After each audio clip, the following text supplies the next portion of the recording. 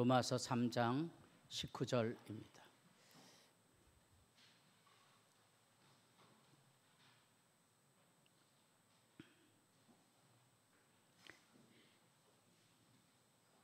우리 다 같이 19절 20절 말씀 보겠습니다. 우리가 알거니와 무릇 율법이 말하는 바는 율법 아래에 있는 자들에게 말하는 것이니 이는 모든 입을 막고 온 세상으로 하나님의 심판 아래에 있게 하려 함이라. 그러므로 율법의 행위로 그의 앞에 의롭다 하심을 얻을 육체가 없나니 율법으로는 죄를 깨달음이니라. 아멘.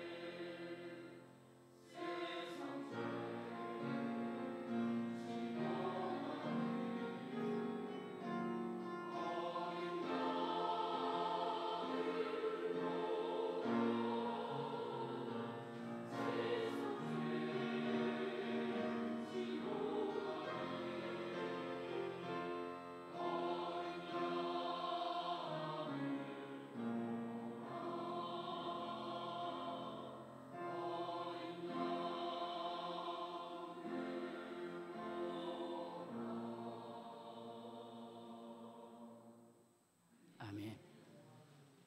감사합니다.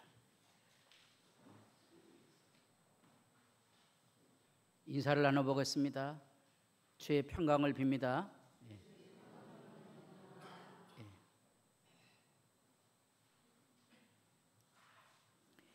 드디어 이제 로마서 전반부 1장에서 3장 20절까지 달려왔습니다.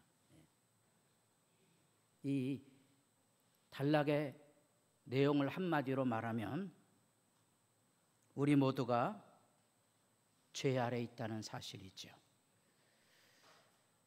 조금 엄한 표현으로 말하면 내 죄를 내가 알렸다 하는 얘기입니다.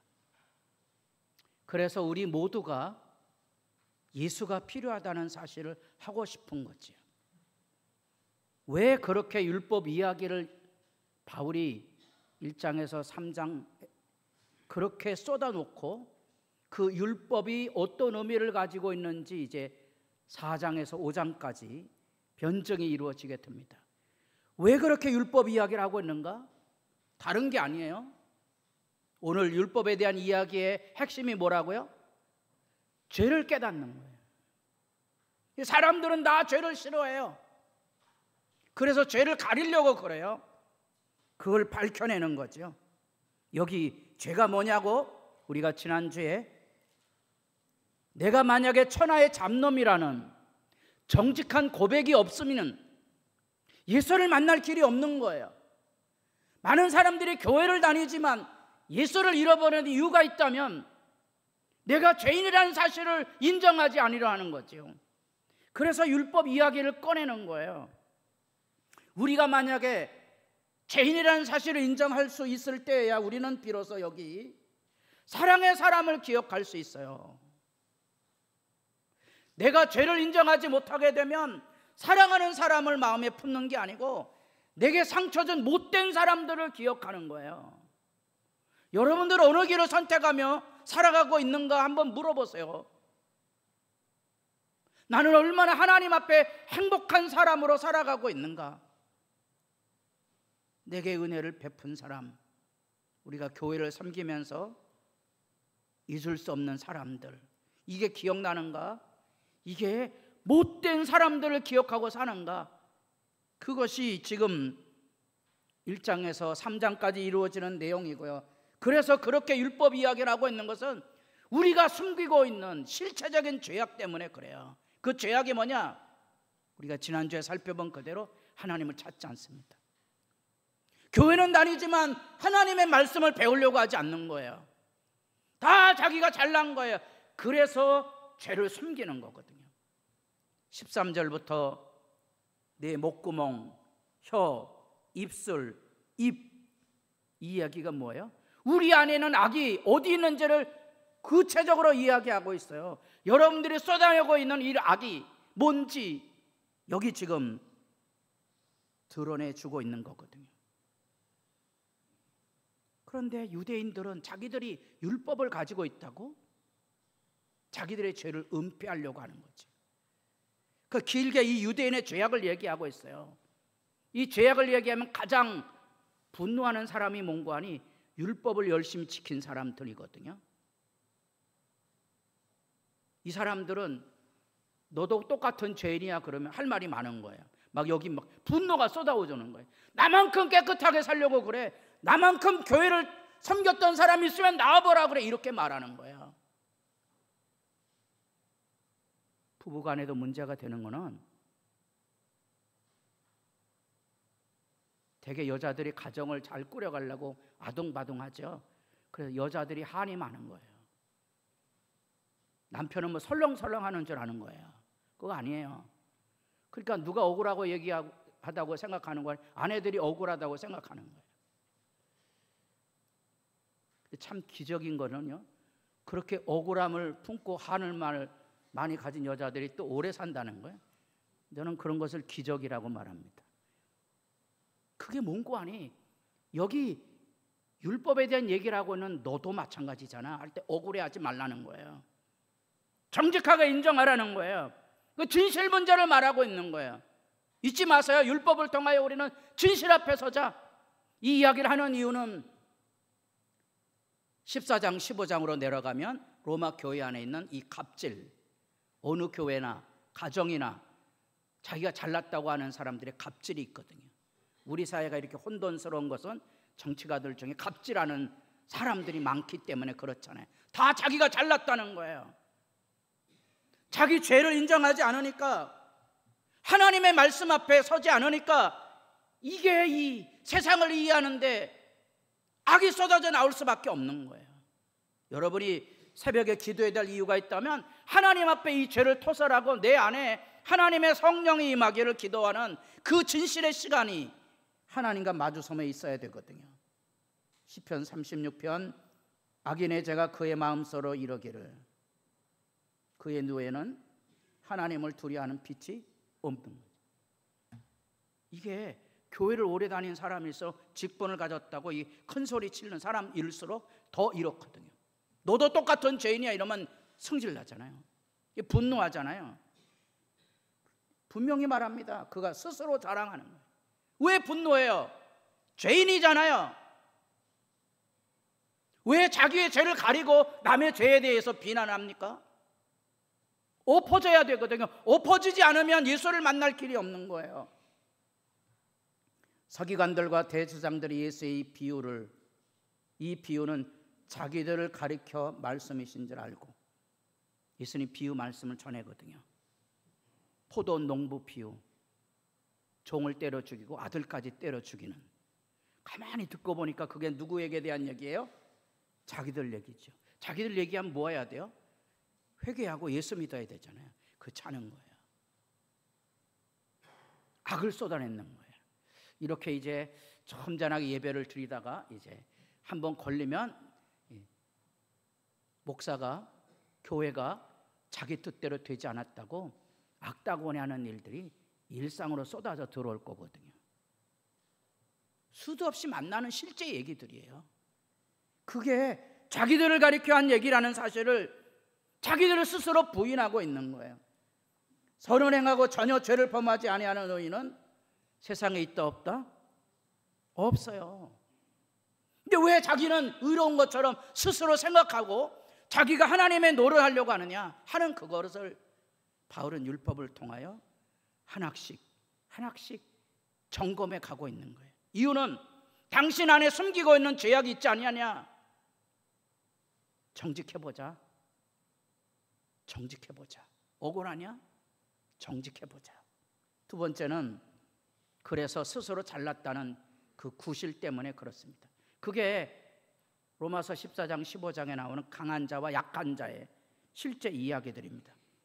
유대인들은 특별히 안식일을 지키고 음식을 가려 먹음으로써 할례를 받았음으로써 의롭다고 생각하는 거예요. 우리가 주일 성수가 뭔지에 대해서 하나님을 찾지 않고 나는 주일 예배를 빠지지 않고 드렸습니다. 그 잘난 이야기 때문에 자기들의 죄를 은폐하고 있는 것을 바울은 이야기해 주고 있는 거거든요. 종교적인 열심을 가지고 있는 그 거짓 신앙에 대하여서 율법은 우리에게 전곡을 찌릅니다. 그래서 진실 문제 외에 우리의 죄를 용서받게 하는 대속 죄 사함에 대한 이야기를 지금 여기 율법을 통하여 이야기하고 싶었던 거죠. 그래서 유대인들은 스스로 자기를 과신하고 자기들은 이방인이 아니기 때문에 거룩하게 살았다고 오만해져서 그 덫에 갇혀버린 거예요. 교회를 열심히 하는 사람일수록 하지 않는 사람을 보면 이제 비난하는 거예요. 기도를 열심히 하는 사람이 기도하지 않는 사람 비난하는 똑같은 그 자리예요. 이게 구실이에요. 자기가 잘났다는 거짓 신앙이죠. 이 이야기는 좀 어렵지만 이 분명한 이야기를 좀 들어보셔야 됩니다. 율법의 주된 요점은 인간을 더 낫게 만드는 것이 아니라 더 나쁘게 만드는 것이다. 이해되세요? 율법을 가르쳐 보면 인간이 좋은 사람이 되도록 만드는 게 아니고요, 인간이 더 추하고 더러운 존재라는 것을 밝힌다는 거예요. 이게 이제 로마서 4장 5장에 가면 논증이 나와요. 따라해 보겠습니다. 내년까지는 살아야 된다.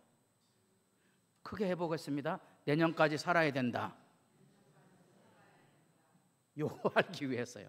내가 얼마나 더 나쁜 놈인지를 이제 알아야 되거든요. 이게 뭔고 하니 이제 범법이란 개념은 혹시 여러분들 신호등이 없는 길에 신호등이 이렇게 생기면 무슨 일이 일어나는 거 아니? 어떤 도로는요 교통체증이 더 심해져요. 그게 뭔고 하니 신호등이 생김으로써 그 질서를 지켜야 되는데 그 질서를 지키는 일이 많은 사람들의 양보가 필요한 거예요. 그 다음부터 무슨 일이 일어나는 거니? 안 지키는 사람들이 있어요. 그게 여기 나타나고는 더 나쁘게 만드는 것이. 율법이 없을 때는 뭐가 나쁜 건지 모르는 거예요. 근데 율법이 생김으로써 이게 잘못됐다는 거예요. 원래 시골길에는 차선이 없잖아요. 차선이 없으면 차가 지 맘대로 막 가잖아요. 근데 중간에 이렇게 차선을 쭉 세워놓습니다. 세워놓으면 무슨 일이 일어나죠? 차선을 어기면 그게 범법이 되는 거거든요. 그러니까 율법이 이렇게 들려지게 되면 이게 나오는 거예요. 내가 나쁘다는 사실이 밝혀지는 거예요. 그래서 사람들이 성경 공부하기 싫어하는 거예요. 교회는 나오지만 이 하나님 말씀 앞에 서지는 않는 거예요. 이해하셔야 돼요. 이거 모르면 이제 예수 믿는데 자꾸 헛발질하게 되죠. 하나님 앞에 나아가면 나아갈수록 우리는 내가 죄인이라는 사실을 절규하듯이 경험하게 됩니다. 그 안에 예수를 만나서 죄 용서의 경험이 있어야 비로소 폭이 넓어지는 사람이 되고요, 깊이 있는 신자가 되는 거예요. 율법의 주된 요점은 인간을 더 낫게 만드는 게 아니라, 율법으로 의롭게 되는 방법은 없어요. 더 나쁘게 되는 거죠. 그것은 인간에게 그들의 죄를 보여준다. 그 지식으로 인해서 그들이, 다 같이 보겠습니다, 겸손해지고 두려워하며 마음이 상하고 깨어지도록 하기 위함. 이게 율법의 기능이에요. 율법은 우리 의롭게 만드는 게 아니에요. 율법은 우리로 예수님 앞에서 엎어져서 겸손해지고 주님을 두려워하고 심령에 상하여서 아파함으로써 예수 그리스도를 만나게 하기 위한 거예요. 이게 종교개혁이 일어난 마틴 루터의 그 위대한 믿음의 의예요. 이게 믿음으로 만나는 의로움이에요. 다음 주에 부활주일인데 의와 부활을 말할 텐데, 부활이 뭔지 아시려면 의를 아셔야 돼요. 의는 하나님이 내게 찾아오시는 거예요. 그게 의로움이에요. 내가 의로운 게 아니에요. 인간이 얼마나 간사한지 베드로가 역자오되, 다 같이 보겠습니다. 다 버릴지라도. 이 안에 담겨있는 다 같이 손을 드시고, 요놈들은 다 버려도, 해보겠습니다. 요놈들은 다 버려도 나는 버리지 않겠다. 박살나는 거지. 우리가 시험에 드는 게 다름이 아닌 거예요. 요거예요. 요건 다 버릴지라도. 여기 있는 이 사람들보다도 나는 더 하나님을 충성되이 섬기고 있다는 교만한 자의식이 베드로에게 있는 거예요. 예수님이 이제 박살내죠. 따라해 보겠습니다. 오늘 내 말했어? 오늘 이 밤 나를 부인하니라. 부인했습니까? 안 했습니까? 부인했습니까? 안 했습니까? 이게 깨지는 순간이 예수 만나는 순간이에요. 베드로가 이때 예수님하고 사랑의 시선을 마주치고 베드로는 밖으로 나가 통곡합니다. 비로소 베드로의 심장을 울리는 예수님과의 만남이 시작이 됩니다. 요한복음 21장 예수님 베드로에게 다시 찾아오십니다. 숯불을 피워놓습니다. 숯불 앞에 예수를 부인했던 베드로를 그 정면으로 치받는 순간입니다. 떡을 구워주시면서 베드로에게 묻습니다. 내가 나를 사랑하느냐? 베드로가 뭐라고 대답하죠? 그 경험이 없었으면 사랑하냐고요? 여기 있는 사람들은 다 주님을 사랑하지 않아도 나는 주님을 사랑합니다, 이렇게 말해야 되잖아요. 이제 깨어졌거든요. 이제는 갑질 안 하는 거예요. 주님이 아십니다. 그게 예수 만남의 실제 이야기거든요. 그 예수 만남의 실제 이야기를, 너희는 아직도 육신에 속한 자로다. 너희 가운데 시기와 분쟁이 있으니. 고린도 교회거든. 이 고린도 교회가 방언을 하고 능력을 행하면서 자기들 스스로 잘났다는 데 가득 차 있는 거예요. 그러면서도 나는 바울파, 나는 아볼로파 이러고 앉았는 거지. 시기와 분쟁이 있으니 바울은 뭐라 그래요? 너희는 지금 육에 속한 사람들이라. 영의 사람이 아닌 거예요. 어찌 육신에 속하여 사람을 따라 행함이리요? 우리가 만약에 깨어지지 않으면 이렇게 손가락질하는 일에 떨어지게 되고요. 이제 한 주간 동안 고난주간 기도를 할 텐데요. 예수님은 왜 십자가를 앞두고 겟세마네 동산에서 비겁하게 이 산을 옮겨달라는 등 또 슬퍼하고 고민하고 왜 이러셨을까? 나 같으면 당당하게 그 잔을 마실 텐데 소크라테스는 그 독처를 받아들고 악법도 보이라면 내가 기꺼이 마시리. 얼마나 당당해요. 여기 대부분의 사람들이 뭐 암 진단하고 그러면 이제 사람들이 믿음이 망가지고 암투병을 하면 흔들립니다. 자기는 생각하는 거예요. 뭐라고 그러는 거 아니? 나는 암 진단 받으면 뭐 아멘 할렐루야고 하나님이 살려주시는 대로 살 거야. 대부분의 사람들이 그렇게 생각합니다. 그래서 암투병하는 사람들에게 함부로 말해요. 권사님 뭘 그걸 가지고 그렇게 낙심을 해요? 하나님이 살려주실 걸 믿고 기도하고 하나님이 데려가시면 감사하고 천국에 가는 거지. 저는 이런 분들 많이 만납니다. 따라해 보겠습니다. 무서운 이야기다. 그게 무서운 이야기야. 자기 당해보면 알거든요. 그런 거 하시면 안 돼요. 그게 바로 육신에 속한 자의 수치와 부끄러움이에요. 그럼 왜 예수님께서 그렇게 십자가 앞에서 벌벌 떠섰을까? 거기 잔에 대한 얘기가 나옵니다. 잔. 그 잔이라는 말 속에 우리는 예레미야 25장에 보면 하나님의 심판이 이제 예루살렘에 쏟아질 건데요. 그 예루살렘의 죄악을 심판하기 위해서 예레미야는 예루살렘과 애굽과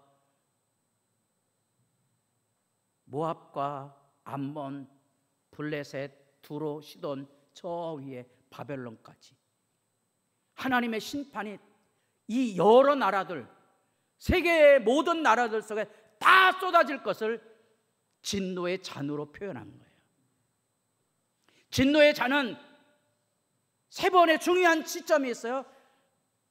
예루살렘이 박살나는 그때 전 세계에 재앙이 임할 것이라는 예레미야 25장에 잔이 있고요. 두 번째 잔이 겟세마네 동산에서 잔이에요. 예수님이 왜 조리하셨냐? 여러분 각자가 겪고 있는 삶의 슬픔과 아픔, 저주, 영원히 잊을 수 없는 고통, 그 모든 것들을 여러분뿐만 아니라 모든 사람들의 저주와 재앙을 예수님께서 겟세마네 동산에서 짊어지고 서 있는 거예요. 사람들 가볍게 여기거든요. 내 죄 때문에 예수님 죽으신다는 말을 가볍게 여기고 사는 거예요. 그러니까 죄인식이 없는 거예요. 세 번째가 뭔가 하니 계시록 14장 17장에 내려가면 그 재앙에 쏟아지는 여러분이 잘 알고 있는 인, 나팔, 대접 재앙이 쏟아질 때 그 재앙이 쏟아지는 그 중심에 잔에 대한 얘기가 나와요. 하나님의 저주의 심판이 쏟아지는 그때 마지막이에요. 앞으로 잔은 하나 남았어요. 하나의 잔은 예수님이 마셨고요, 하나의 잔은 이스라엘이 경험했어요. 이스라엘은 그때 망해서 2000년을 또 돌게 되죠. 그게 잔이라는 말이에요. 그 예수님 마신 거예요. 누구 때문에 마셨다고요? 그걸 내가 믿고 살아야 되는 거예요. 그걸 내가 믿지 못하면, 율법을 따라 행하는 그 모든 것에 대하여 정직하게 자기 죄를 고백하지 못하면 우리도 예수를 알지 못하는 거죠. 우리가 하나님 앞에 기억해야 될 이 19절 20절의 말씀 앞에 진실하라. 죄를 숨기지 말고 스스로 잘났다고 생각하지 말라. 거꾸러질 거야. 그래서 몸둘 바를 모르는 순수한 은혜 가운데 서라, 그 얘기죠. 그래서 예수 얘기가 나옵니다. 다윗이 나단에게 이르되 내가 여호와께 죄를 범하였노라. 이게 다윗의 위대함입니다. 일개 선지자가 왕의 면전 앞에 손가락질합니다. 천하의 잡놈, 그게 당신이요, 이렇게 손가락질하는 거지. 부자가 양이 많은데 손님이 왔어요. 옆집에 암양 하나 키우고 있는 가난한 사람이 있는데 이 부자가 그것 빼앗아다가 손님을 대접했습니다. 다윗이 듣고 뭐라 그러죠? 이런 천하의 잡놈 있나? 나단이 말합니다. 그게 당신이요. 대부분의 왕은 모가지를 잘라라 이런 거거든요. 대부분의 교회 안에서 일어나는 저런 놈은 교회에서 쫓아내야 된다고 생각합니다. 다윗은 보세요. 내가 여호와께 범죄한나이다. 바로 이것이 십자가의 거꾸러짐이고요. 우리가 이렇게 자기 죄를 토설하고 거꾸러져야만 비로소 우리가 예수 믿는 사람이 돼요. 예수 믿는 사람이 되는 게 뭔가 하니 원수를 친구로 삼아주는 거예요. 그게 십자가에서 하신 일이에요. 강도를 친구 삼아주는 거예요. 놀랍죠? 그게 예수 믿는 거예요. 그거 없으면 거짓 신자지요. 죄를 지적하지 않고 품어주고 용서하고 친구 삼아주는 것뿐 아니라 고통을 같이 끌어안아 주는 거예요. 예수님이 저주를 받으셨기에 저주받아 고통받는 사람들 속에 예수님 찾아오십니다. 회개하시고 예수 믿으면 사람은 조속으로 변하지만 예수님은 영원히 변하지 않고 찾아오십니다. 그래서 우리가 망극하다는 표현을 씁니다. 아, 여기도 하나님이 계시는구나. 그래서 우리가 십자가를 지고 가는 사람이 되는 거예요. 이 교회에 온 거는 십자가 지라고 부른 거지 여기 와서 갑질하라고 부른 게 아니거든요. 일하는 자에게는 그 싹이 은혜로 여겨지지 아니하고 보수로 여겨지. 자기가 교회 열심히 섬겼다는 사람들은 자기 일한 사람들이잖아요. 그 사람들은 그게 보수거든요. 당신 죄인이야 이렇게 하면 승질 내거든요. 그러나 하나님의 은혜를 일을 아니하지 아니하고 경건하지 아니한 자를 의롭다 하시는 이를 믿는 자에게는 그의 믿음을 의로 여기신. 이 말은 우리 죄 악 가운데 있음에도 불구하고 나를 하나님의 아들로 맞아주신 그 사랑 앞에 서면 내가 아무리 열심히 일을 하고 봉사를 해도 자랑할 것이 없는 거예요. 그게 여기 나타난 믿음의 의예요. 교회에서 많은 사람들이 자기가 일했다고 그럽니다. 그게 잘났다는 거죠. 예. 율법은 여러분의 죄를 고발합니다. 잘났습니까? 아프게 참여하거든요. 그러면 이게 은혜라는 말이에요. 일을 아니할지라도 의롭다 하시는 분. 그래서 우리가 주님 앞에 낮아집니다. 이제 성찬식을 행합니다.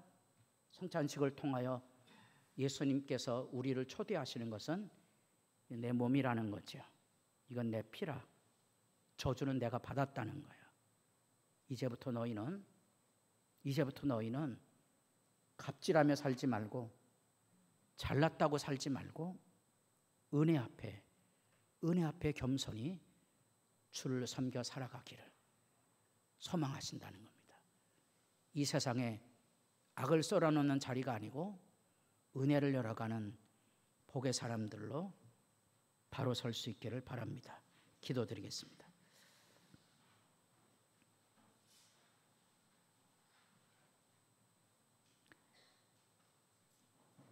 강도를 강도라 말하지 아니하고 자기를 부인하는 베드로를 야단치지 아니하고 그들에게 구원을 말하고 그들에게 은혜를 말하는 예수님을 만나는 시간, 그것이 예배 시간이고 그것이 기도 시간입니다. 하나님, 이제 다시 한번 성찬의 주일 우리의 죄를 정직히 토설하야만 내 입에서 쏟아져 나오는 이 악의 실체를 씻어낼 수 있음을 알고, 악으로는 세상을 이길 수 없으나 은혜가 열려지면 세상을 이길 수 있으니 하나님, 우리를 사랑하시는 하나님, 세상의 모든 저주를 다 짊어지심으로써 우리를 자녀 삼아주신 십자가의 초대를 저희들도 재확인하고 주님 앞에 깨어나게 하옵소서.